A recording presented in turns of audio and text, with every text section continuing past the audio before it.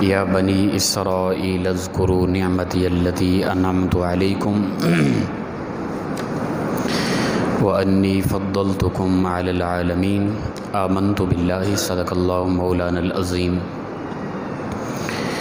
معزز و مکرم سامعین، کروڑا بار شکر ہے اس پروردگار عالم کا کہ جس نے آج کی صبح ہمیں پھر سے زندگی عطا فرمائی اور ہمیں یہ سعادت اور توفیق دی کہ ہم اپنے پروردگار کے ہاں آ کر سجدہ ریز ہوئے۔ اللہ تعالیٰ ارشاد فرماتے ہیں، یا بنی اسرائیل، اے اولاد یعقوب، اذکروا نعمتی التی انعمت علیکم، یاد کرو میری ان نعمتوں کو جو میں نے تم پر نعمتیں کی، وانی فضلتکم علی العالمین، اور بے شک میں نے تمہیں فضیلت دی تھی جہان والوں پر، تمام جہان والوں پر۔ اے اولاد یعقوب، اے بنی اسرائیل، میں نے تمہیں تمام جہان والوں پر فضیلت دی تھی۔ اللہ تعالیٰ کی وہ تمام نعمتیں یاد کرو، اور ان میں سے خاص یہ کہ تمام جہان والوں پر تم کو فضیلت دی گئی تھی۔ اس کائنات کے اندر جو خیر الامم ہے، سب سے افضل امت ہے نا، جسے خیر الامم کہا گیا، یعنی بہترین امت جسے کہا گیا، وہ امت محمدی صلی اللہ تعالیٰ علیہ وآلہ وسلم ہے۔ اس امت سے زیادہ فضیلت اللہ تعالیٰ نے کسی امت کو عطا نہیں کی۔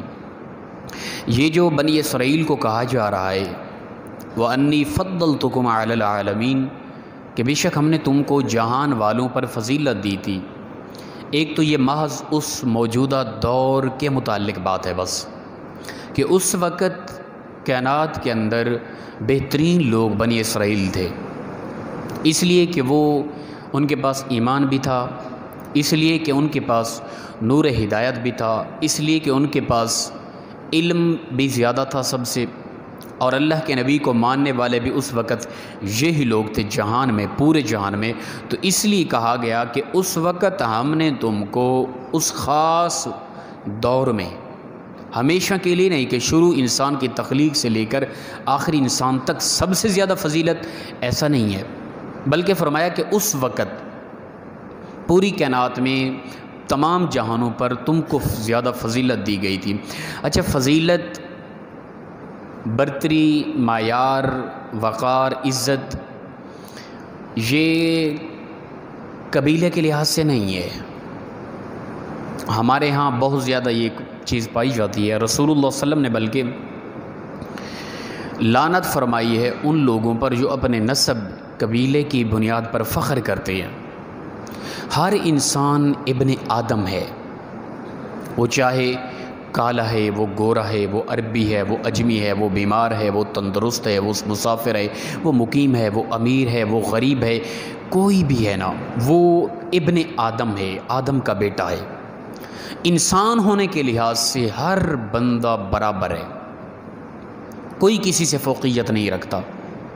اللہ کے نزدیک برتری کا معیار تقوی پر ہے۔ متقی، مومن، ایمان والا، بہترین انسان اللہ کے نزدیک وہ عزت والا ہے۔ ہمارے ہاں اگرچہ معاشرے کے اندر یہ چیز نہیں دیکھی جاتی، ہم دیکھتے ہیں کہ کس قبیلے سے تعلق رکھتا ہے، یہ بڑی قوم سے تعلق رکھنے والا ہے، اس کا فلاں خاندان ہے، خاندان کی بنیاد پر ہم لوگ فخر کرتے نظر آ رہے ہوتے ہیں۔ اللہ کے نبی صلی اللہ علیہ وسلم نے ایسے لوگوں پر لعنت فرمائی ہے۔ حدیث مبارکہ کے الفاظ ہیں، فرمایا کہ ایسے انسان کی جو اپنے یعنی قبیلے کی بنیاد پر کہ بڑے قبیلے سے تعلق رکھتا ہے، وہ بڑے قبیلے بھی ہم نے بنائے ہیں۔ اللہ تعالیٰ فرماتے ہیں یہ جو الگ الگ قبیلے تمہاری قومیں بنا دی گئی، یہ تو تعارف کے لیے ہیں، پہچان کے لیے ہیں، نہ کہ یہ فخر کرنے کے لیے ہوتا ہے جی ہم تو فلاں ماشاءاللہ قبیلے سے تعلق رکھنے والے، ہماری فلاں قوم ہے۔ بھئی تو ابن آدم ہے، ہر انسان آدم کا بیٹا ہے۔ تو پروردگار کے نزدیک، اللہ کے نزدیک، اسلام کے معیار میں سب سے بہترین عزت و وقار والا وہ انسان ہے جو متقی ہے، جو پرہیزگار ہے۔ بڑے قبیلے سے تعلق رکھنے والا، کوئی مشہور ترین قبیلہ ہے، اس قبیلے سے تعلق رکھنے والا انسان شرابی ہو، زانی ہو، بد کردار ہو، بد اخلاق ہو، عجیب قسم کی اس کی طبیعت ہو، تو کیا وہ ایک سادہ قسم کے قبیلے سے تعلق رکھنے والا انسان جو 5 وقت کا نمازی ہے، حسن اخلاق ہے، معیاری آدمی ہے، پڑھا لکھا آدمی ہے، دین کو سمجھتا ہے، کیا اس سے زیادہ وہ عزت و وقار پائے گا؟ نہیں۔ اللہ کے نزدیک برتری کا معیار تقوی پر ہے۔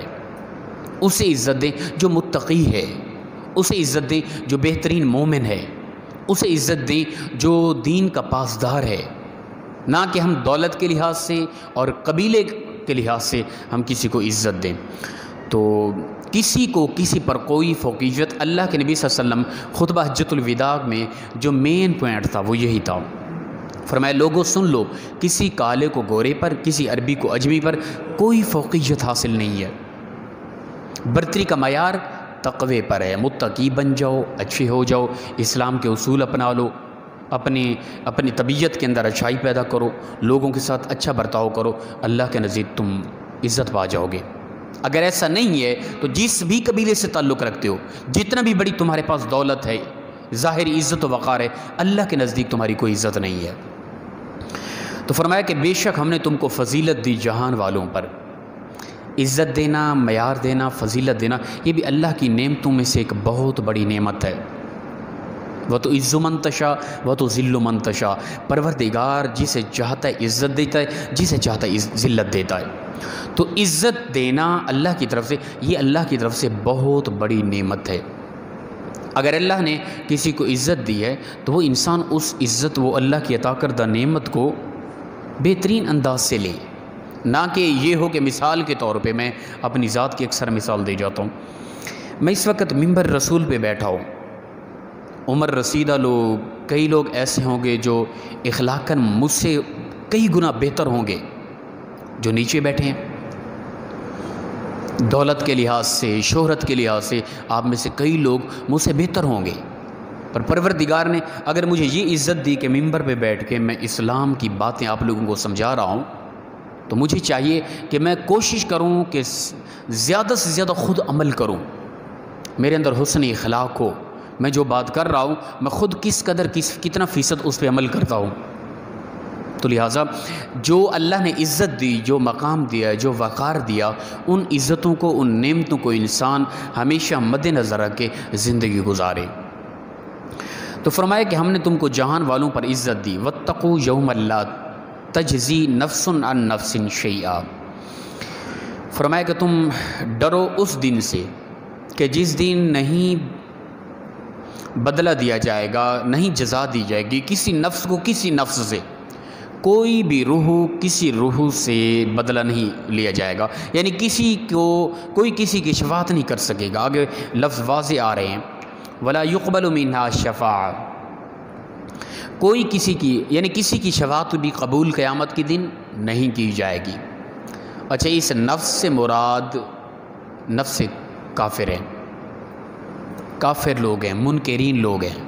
مسلمانوں کے لیے قرآن پاک کی کئی آیات ہیں، کئی حدیثیں متواتر ہیں کہ جن کے اندر واضح ہے قیامت کے دن شفاعت کی جائے گی۔ رسول اللہ صلی اللہ علیہ وسلم سجدے میں چلے جائیں گے اور روئیں گے، آنسو بہائیں گے، پروردگار میری گنہگار امت جہنم میں ہے۔ اللہ فرمائے گا ارفع راسک یا محمد صلی اللہ علیہ وسلم، اے میرے محبوب صلی اللہ علیہ وسلم آپ سر اٹھائیں، آپ شفاعت کریں اپنی امت کی، آپ کی شفاعت کو قبول کیا جائے گا اور آپ کی شفاعت کے ذریعے آپ کی امت کو جنت عطا کر دی جائے گی۔ اور بلکہ یہاں تک آتا ہے کہ جو چھوٹے بچے فوت ہو جاتے ہیں نا، بچی ہے یا بچہ ہے چھوٹی عمر میں، جن پر اسلام کے احکام ابھی لاگو نہیں ہوئے تھے، وہ دنیا سے چلے گئے، تو قیامت کے دن وہ پروردگار کے ساتھ جھگڑا کریں گے۔ یہ الفاظ ہیں حدیث پاک کے، رسول اللہ صلی اللہ علیہ وسلم نے فرمایا قیامت کے دن وہ اللہ تعالیٰ کے ساتھ جھگڑا کر کے اپنے والدین کی شفاعت کر کے انگلی پکڑ کے ان کی جنت میں داخل کریں گے ان کو۔ شفاعت تو قرآن بھی کرے گا، اللہ کا یہ کلام سامنے آئے گا، اے پروردگار تیرا یہ بندہ میری تلاوت کرتا تھا، تیرا یہ بندہ اکثر صبح اٹھا کے مجھے سمجھنے کی کوشش کرتا تھا، ترجمے کے ساتھ، تفسیر کے ساتھ، فلاں انداز میں، یہ اکثر میرے ساتھ اس کو دل لگی تھی، یہ پڑھتا رہتا تھا۔ وہ الگ بات ہے کہ انسانی فطرت تھی، اس سے گناہ ہو گئے، اب یہ گناہوں کی وجہ سے جہنم کی طرف جا رہا ہے۔ تو یہ اللہ کا کلام سامنے آ کے اس بندے کی شفاعت کرے گا جو بندہ پڑھتا رہا اس دنیا میں، اور شفاعت کر کے گناہ بخشوا کے اللہ کا یہ کلام اس مومن بندے کو، تلاوت کرنے والے کو، قرآن کو سمجھنے والے کو جنت میں داخل کرے گا۔ تو شفاعت تو قرآن پاک بھی کرے گا، شفاعت تو عام آپس میں دوست محبت رکھنے والے لوگ بھی کریں گے۔ اچھے لوگوں کے ساتھ تعلق تھا تو جو اچھے لوگ جنت میں جا رہے ہوں گے تو وہ اللہ کے ہاں عرض کریں گے، پروردگار میرے فلاں دوست تھے، میں ان کے ہاں شفاعت کرتا ہوں، پروردگار ان کی بھی شفاعت قبول کر کے انہیں جنت عطا کرے گا۔ تو یہ کفار کے لیے، جو غیر مسلم تھے، کافر تھے، احکام الہی سے بالکل دور تھے، ان کی شفاعت قبول نہیں کی جائے گی، ان کے متعلق اگر شفاعت کی بھی جائے گی تو وہ قبول نہیں کی جائے گی، انہیں ہمیشہ جہنم میں پھینک دیا جائے گا۔ وَلَا يُؤْخَذُ مِنْهَا عَدْلٌ وَلَا هُمْ يُنصَرُونَ، اور نہ ہی ان سے کوئی یعنی معاوضہ لیا جائے گا اور نہ ان کی کوئی مدد کی جائے گی۔ جو بتوں کو مددگار سمجھتے تھے، جنہوں نے چاند سورج ستاروں کی پوجا شروع کر دی، خدا بنا لیا، جنہوں نے درختوں کو خدا بنا لیا اور انہیں مددگار سمجھ کے ان سے مدد لیتے تھے، تو قیامت کے دن کوئی بھی ان کی مدد کرنے والا نہ ہوگا، اس لیے کہ یہ ان سے مدد طلب کرتے تھے جو مدد کرنے والے تھے ہی نہیں۔ بلکہ اللہ فرمائے گا اب بلاؤ ان کو جن سے تم دنیا میں مدد مانگتے تھے، اب وہ کہاں ہیں؟ اب بلاؤ انہیں، وہ تمہاری شفاعت کریں، وہ تمہاری مدد کریں۔ کوئی نہیں ہو سکے گی ان کی مدد، نہ ان کی کوئی مدد کر سکے گا، نہ ان کی کوئی شفاعت کرے گا۔ تو جو مومن ہوں گے وہ آپس میں اللہ کے نبی صلی اللہ علیہ وسلم، اللہ کا کلام، چھوٹے بچے جو بچپن میں دنیا سے چلے گئے، وہ ضرور وہاں پہ شفاعت کریں گے۔ تو اللہ تعالیٰ یہ بنی اسرائیل کو خاص طور پہ بالخصوص اور بالعموم ہر وہ بندہ جو قرآن پاک کی ان آیات کو پڑھتا ہے ان کو خطاب ہے۔ وَإِذْ نَجَّيْنَاكُم مِّنْ آلِ فِرْعَوْنَ يَسُومُونَكُمْ سُوءَ الْعَذَابِ، اور فرمایا کہ اے بنی اسرائیل یاد کرو ہماری ان نعمتوں کو کہ جب ہم نے تم کو فرعون سے نجات دی تھی۔ فرعون کیا کرتا تھا؟ یسومونکم سوء العذاب، وہ تم پر سخت ترین قسم کے عذاب میں تمہیں ملوث کرتا تھا، عذاب میں تمہیں پکڑتا تھا، وہ عجیب حالت کر رکھی تھی اس نے۔ یذبحون ابناءکم، وہ تمہارے بچوں کو، بیٹوں کو ذبح کر دیتا تھا۔ ویستحیون نساءکم، اور تمہاری بچیوں کو زندہ رکھتا تھا۔ یہ فرعون کا کام تھا۔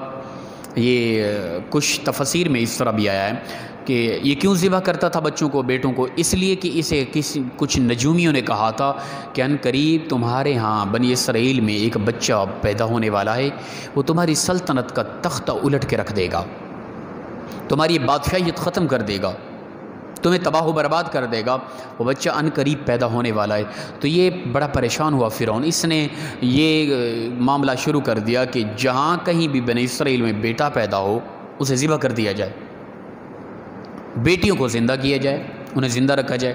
تو یہ سلسلہ اس نے جاری کر رکھا تھا۔ اللہ فرماتے کہ یہ بھی تم پر، اے بنی اسرائیل کی قوم، اب تم ہر دھرمی کر رہے ہو، میرے اس کلام کو نہیں مان رہے ہو، میرے محبوب کی فرما برداری نہیں کر رہے ہو۔ تم یاد تو کرو تمہیں جہان والوں پر فضیلت دی تھی، تم یاد تو کرو فرعون تم پر کس قدر ظلم کرتا تھا، تمہیں سخت ترین عذاب میں اس نے پکڑا ہوا تھا، تمہارے بیٹوں کو ذبح کر دیتا تھا، تمہاری بچیوں کو زندہ رکھتا تھا، چھوڑ دیتا تھا۔ وفی ذالکم بلاء من ربکم عظیم، یہ تمہارے رب کی طرف سے ایک بہت بڑی آزمائش تھی اگرچہ، اور رب تعالی نے تمہیں ان سے نجات دی، اور نجات کے ساتھ ساتھ وَإِذْ فَرَقْنَا بِكُمُ الْبَحْرَ، جب کہ اس نے دریا میں راستے بنا دیے، پھاڑ دیا تھا دریا کو، فَأَنْجَيْنَاكُمْ، اور تم کو نجات دی، وَأَغْرَقْنَا آلَ فِرْعَوْنَ، اور غرق کیا فرعون کو اور اس کی آل کو، فرعون کی آل کو غرق کیا، وَأَنْتُمْ تَنْظُرُونَ، اور تم دیکھ رہے تھے اس وقت۔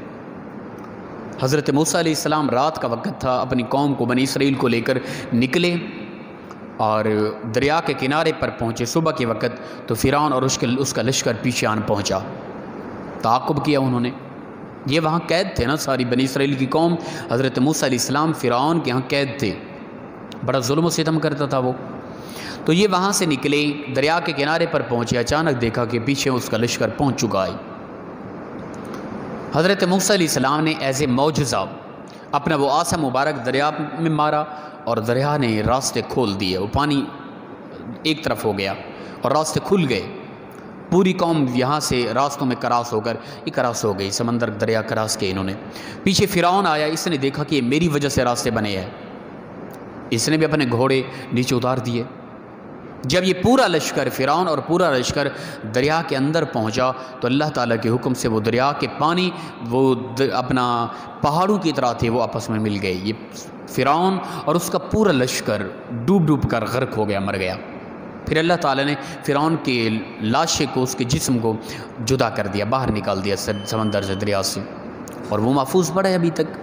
اور وہ اس لیے تھا کہ تاکہ آنے والی نسلیں، آنے والی قوم عبرت حاصل کریں۔ تو اللہ فرماتا ہے اے بنی اسرائیل کی قوم، تم یاد کرو، تم غلامی میں تھے، تم قید میں تھے، تم پریشان حال تھے، تمہارے بیٹوں کو ذبح کیا جا رہا تھا۔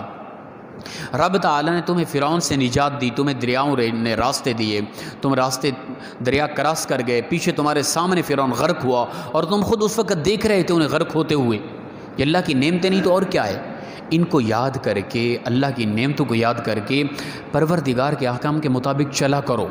یہ ہمیں بھی سبق ہے، ہمیں بھی کہا جا رہا ہے کہ تمہیں بہترین امت بنایا، تمہیں عزت دی، تمہیں وقار دیا، تمہیں انسان بنایا، تمہیں اشرف المخلوقات بنایا، اپنے محبوب کا امتی بنایا، قرآن دیا، کلمہ دیا، اسلام دیا، معیار دیا، عزت و وقار دیا۔ تم ان نعمتوں کو یاد کر کے اپنے پروردگار کے احکام کے مطابق چلا کرو۔